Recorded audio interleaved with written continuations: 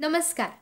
आज आपण इयत्ता 11वी सहकार या विषयातील प्रकरण पहिले सहकाराचा अर्थ, इतिहास, वैशिष्ट्ये आणि महत्त्व यातील सहकाराचा इतिहास हा घटक अभ्यासणार आहोत. याआधी आपण सहकार म्हणजे काय आणि सहकाराच्या विविध तज्ञांनी केलेल्या व्याख्या अभ्यासलेल्या आहेत. आता पाहूयात सहकाराचा इतिहास. या पृथ्वीवर प्रत्येक गोष्टीचा इतिहास आहे. अगदी तसं जेव्हा लोक एकत्र आली आणि त्यांनी चळवळ उभं केली, म्हणजे सहकारी चळवळ जी अन्यायाविरुद्ध, शोषणाविरुद्ध उभी ठाकली, त्या चळवळीलाही स्वतःचा असा वैशिष्ट्यपूर्ण इतिहास आहे. आणि या इतिहास काही महात्मे म्हणजे महान असे आत्मे आहेत, म्हणजे माणसं आहेत, ज्यांनी या चळवळीसाठी आपलं आयुष्य वेचलं. पाहूयात सहकाराच्या इतिहासाविषयी आणि अशाच काही तज्ज्ञ आणि अतिशय उत्कृष्ट अशा माणसांविषयी. आता सहकाराचा इतिहास म्हणजे आपल्याला 3 टप्प्यांवर अभ्यास करावा लागतो. पहिला टप्पा जागतिक सहकारी चळवळ, म्हणजे जागतिक लेवलची सहकारी चळवळ. दुसरा टप्पा फक्त आपल्या पुरती भारतातील सहकारी चळवळ. आणि तिसरा टप्पा आपल्या महाराष्ट्र राज्यापुरती महाराष्ट्र राज्यातील सहकारी चळवळ. तर पाहूयात जागतिक सहकारी चळवळ. समोर दिसते पहा, जागतिक सहकारी चळवळीचा इतिहास. सहकारी चळवळीचा उगम सर्वप्रथम युरोप खंडातील इंग्लंडमध्ये झाला. इसवी सन 1760 मध्ये. बघा, इसवी सन 1760 मध्ये इयत्ता 10वी मध्ये आपण अभ्यासलेलं आहे. युरोपात औद्योगिक क्रांती घडून आली. इंग्लंडमध्ये वाफेच्या इंजिनाचा शोध लागला, मोठमोठ्या यंत्रांचा शोध लागला, उद्योग व्यवसाय हे यंत्रामार्फत चालू लागले, म्हणजे औद्योगिक क्रांती झाली. त्यामुळं भांडवलशाही प्रवृत्ती वाढली. जे उद्योजक होते, जे भांडवलदार होते, जे सावकार होते, ते कामगारांचं आणि ग्राहकांचं शोषण करायला लागले. कामगारांना खूपच कमी वेतन देऊ लागले. त्याचबरोबर त्यांच्या कामाचे तास वाढवण्यात आले आणि कामगारांच्या दारिद्र्यात भर पडली. अतिशय वाईट परिस्थिती. कामगारांना 2 वेळचं जेवणही मिळत नव्हतं. त्यानंतर ग्राहकांनाही नकली माल, कमी वजनाचा, भेसळयुक्त माल, महागड्या किमतीत माल विकू लागले. त्यामुळं काय झालं, आर्थिक शोषण होऊन जे ग्राहक वर्ग आहे आणि जो कामगार वर्ग आहे तो अधिकाधिक गरीब होत गेला. जे भांडवलदार आहेत, जे सावकार आहेत, जे उद्योजक आहेत, ते श्रीमंत होत गेले. आणि समाजामध्ये श्रीमंत गरीब अशी दरी वाढत जाऊन मोठ्या प्रमाणावर आर्थिक विषमता निर्माण झाली. हळूहळू याची चीड काही तज्ज्ञांना येऊ लागली. त्यावर उपाय शोधण्याचा प्रयत्न सुरू झाले. मग भांडवलशाही समाजव्यवस्था आणि नफेखोरीच्या वृत्तीमुळे सहकार या संकल्पनेचा उदय झाला. यातील सर्वात महत्त्वाची व्यक्ती म्हणजे सर रॉबर्ट ओवेन यांनी कामगाराची सहकारी संस्था स्थापन केली.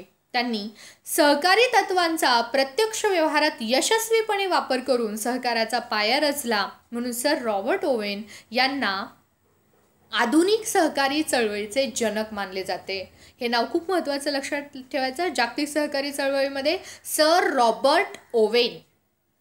इंग्लंडमधील रॉचडेल येथे 28 विणकरांना एकत्रित घेऊन सहकारी तत्वावर सन 1844 मध्ये Rochdale equitable pioneers society limited या संस्थेची स्थापना करून सहकारी ग्राहक भांडार सुरू केले आणि त्यांनी सहकारी चळवळीचा पाया घातला. याच कालखंडात जर्मनीमध्ये पतपुरवठा सहकारी चळवळ सुरू झाली. कॅनडा, चीन, रशियामध्येही शेती सहकारी संस्थांच्या माध्यमातून सहकारी चळवळी सुरू झाल्या. डेन्मार्क या देशात दूध उत्पादन सहकारी संस्थेच्या स्थापनेतून सहकारी चळवळी सुरू झाल्या. स्वीडनमध्ये ग्राहक सहकारी संस्था चालू झाल्या. यानंतरच्या काळात हळूहळू जगातील इतर देशांमध्ये सहकारी चळवळीच्या माध्यमातून छोट्या मोठ्या सहकारी संस्था सुरू झाल्या. 1895 मध्ये लंडन येथे आंतरराष्ट्रीय सहकारी संघटनेची म्हणजे इंटरनॅशनल कोऑपरेटिव्ह अलायन्सची स्थापना झाली. ही संघटना सहकारी तत्वांचे पालन करणाऱ्या सहकारी संस्थांचे जागतिक स्तरावर प्रतिनिधित्व करते. जागतिक सहकारी चळवळीच्या विकासात या संस्थेचे योगदान फार महत्त्वाचे आहे. म्हणून सर रॉबर्ट ओवेन यांना आधुनिक सहकारी चळवळीचे जनक मानले जाते. एक विणकाम म्हणजे कापड निर्मिती कंपनी होती. तिथे विणकाम केलं जातं. तर 28 कामगार होते, त्यांना एकत्रित घेऊन रॉबर्ट ओवेन यांनी मोठा लढा, सहकार तत्वावर त्यांनी स्वतःची चळवळ स्थापन केली आणि मोठा लढा दिला. त्यातूनच जगामध्ये सहकारी चळवळीची सुरुवात झाली. आता पाहूयात भारतामध्ये काय झालं. आता तुम्हाला माहिती, इंग्लंड त्यांच्या देशातील लोकांना जर शोषण करत असतील तर भारतातील लोकांना सोडणार आहेत का इंग्रज लोक? नाही. आणि त्यांनी तसंच केलं. पाहूयात भारतीय सहकारी चळवळीचा इतिहास. 18व्या शतकात इंग्लंडमध्ये झालेल्या औद्योगिक क्रांतीमुळे वस्तूंचे मोठ्या प्रमाणावर उत्पादन झाले. पक्क्या मालाची हक्काची बाजारपेठ आणि कच्च्या मालासाठी भारताच्या भूप्रदेशाचा वाटेल तसा वापर ब्रिटिशांनी केला.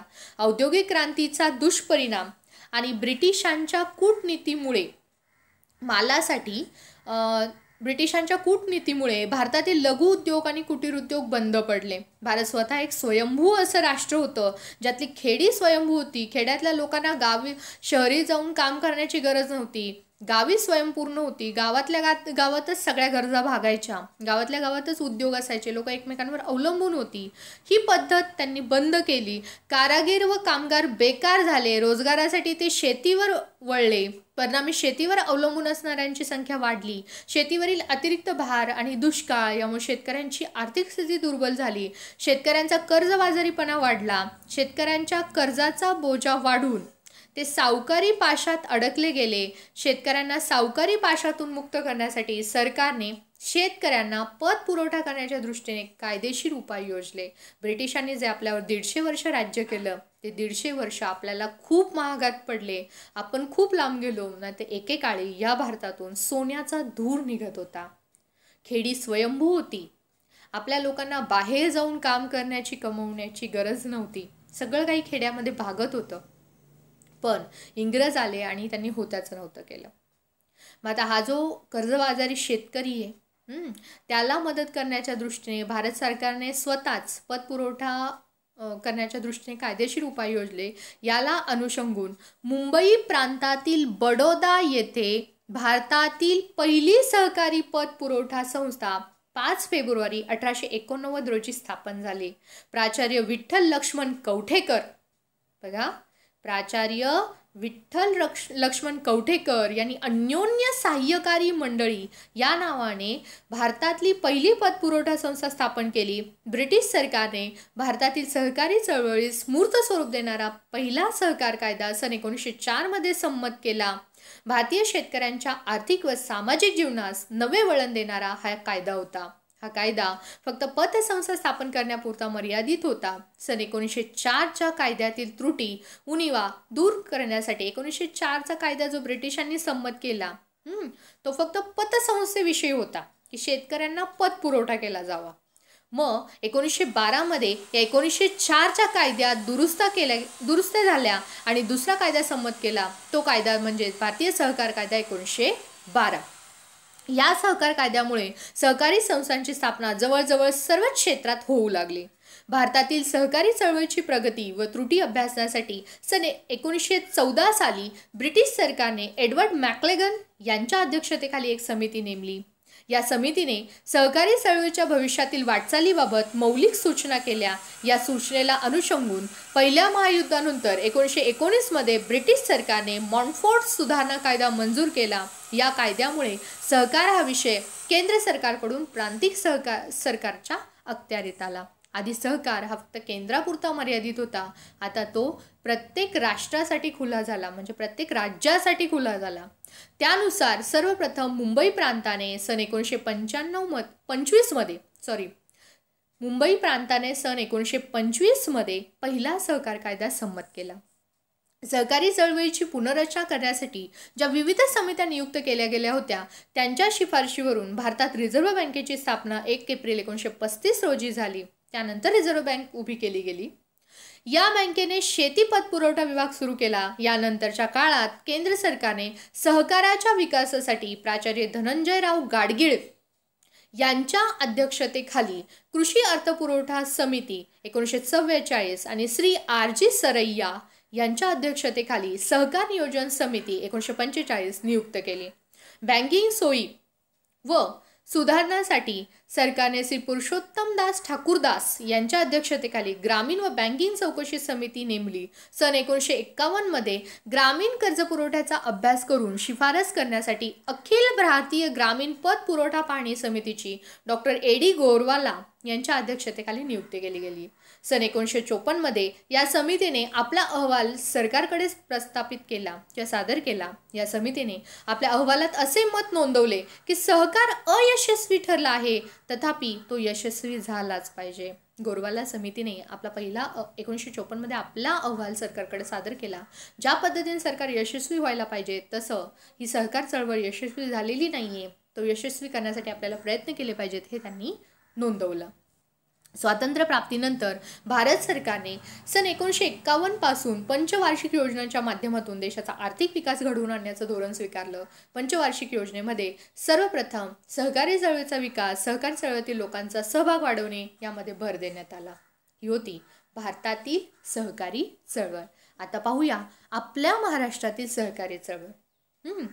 महाराष्ट्र राज्य हे सहकार क्षेत्रातील पुढारलेले राज्य असून राज्यभरात सहकारी संस्थेचे मोठे जाळे पसरले आहे. सहकारी पत पुरवठा संस्था, बिगर कृषी पत पुरवठा संस्था, विपणन सहकारी संस्था, ग्राहक सहकारी संस्था, प्रक्रिया सहकारी संस्था, सेवा सहकारी संस्था, मजूर सहकारी संस्था, गृहनिर्माण सहकारी संस्था अशा विविध प्रकारच्या सहकारी संस्थांची स्थापना झाली. जवळपास सर्वच क्षेत्रामध्ये सहकारी संस्था स्थापन केल्या गेल्या. त्या यशस्वीपणे कार्यरत असल्यामुळे महाराष्ट्रातील सामान्य नागरिक, शेतकरी यांना त्या कारणामुळे सहकारी संस्थेच्या संपर्कात आला. अगदी आपण ज्या बँकांमध्ये पैसे गुंतवतो, ज्या सहकारी पतसंस्थांमध्ये पैसे गुंतवतो, म्हणजे आपणही आपल्या सहकारी चळवळीचा एक भाग आहोत. महाराष्ट्रातील सहकारी चळवळीला जवळपास 100हून अधिक काळाचा इतिहास आहे. तो इतिहास आपण पाहूयात. मुंबई जिल्हा मध्यवर्ती सहकारी संस्थेची स्थापना सन 1923 मध्ये झाली. या बँकेचे पुढे राज्य शिखर बँकेत रूपांतर होऊन ती सध्या महाराष्ट्र राज्य सहकारी बँक लिमिटेड म्हणून कार्यरत आहे. आणि सध्या या बँकेतील घोटाळ्यांचे मोठमोठ्या प्रमाणात बातम्या आपल्या बातम्यांमध्ये येत आहेत. महाराष्ट्रामध्ये सहकारी पत पुरवठ्याबाबत त्रिस्तरीय रचना स्वीकारलेली आहे. प्राथमिक स्तरावर प्राथमिक सहकारी पत पुरवठा संस्था, जिल्हा स्तरावर जिल्हा मध्यवर्ती सहकारी बँका, तर राज्य स्तरावर राज्य सहकारी बँका कार्य करते. नीट पहा, ट्रँगल आहे. ट्रँगल आहे. त्या ट्रँगलचं पहिला स्तर येतो प्राथमिक स्तर. तो कुठला? प्राथमिक सहकारी पत पुरवठा संस्था. म्हणजे काय? गावोगावच्या पत पुरवठा संस्था. त्यानंतर जिल्हा स्तरावर प्रत्येक जिल्ह्यामध्ये जेवढी गाव आहेत तिथल्या प्राथमिक सहकारी संस्था, मग त्या जिल्ह्यातल्या जिल्हा स्तरावरील जिल्हा मध्यवर्ती बँका, आणि राज्य स्तरावरची एकच राज्य सहकारी बँक जी आपली काय आहे? शिखर बँक आहे. पुढे पहा, स्वातंत्र्यानंतर सन 1951 मध्ये प्राचार्य धनंजयराव गाडगीळ आणि पद्मश्री विठ्ठलराव विखे पाटील यांच्या मार्गदर्शनामुळे प्रवरा सहकारी साखर कारखाना लिमिटेड, प्रवरानगर, जिल्हा अहमदनगर येथे महाराष्ट्रातील पहिला सहकारी कारखाना स्थापन झाला. महाराष्ट्रातील साखर कारखान्यांच्या सहकारी चळवळीचे हे एक नवे पर्व होते. प्रवरा सहकारी साखर कारखाना ही भारतातील त्याचबरोबर महाराष्ट्रातील महत्त्वाची अशी सहकारी चळवळीतलं यश होतं. 1 मे 1960 रोजी महाराष्ट्र राज्याची निर्मिती झाली आणि अगदी त्याच वेळेस महाराष्ट्र राज्य सहकारी संस्था कायदा 1960 निर्माण झाला. यानुसार सहकारी संस्थांचे नियमन व नियंत्रण केले जाते. सन 1961 मध्ये महाराष्ट्रात विविध प्रकारच्या जवळपास 1961ला म्हणजे एका वर्षाच्या कालखंडात वेगवेगळ्या प्रकारच्या 31,565 सहकारी संस्था होत्या.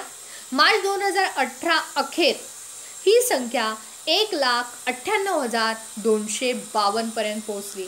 लक्षात घ्या, जेव्हा सहकारी संस्था कायदा महाराष्ट्रात आला तेव्हा महाराष्ट्रात 1961 मध्ये 31,565 सहकारी संस्था होत्या आणि मार्च 2018 अखेर त्यांची संख्या किती झाली?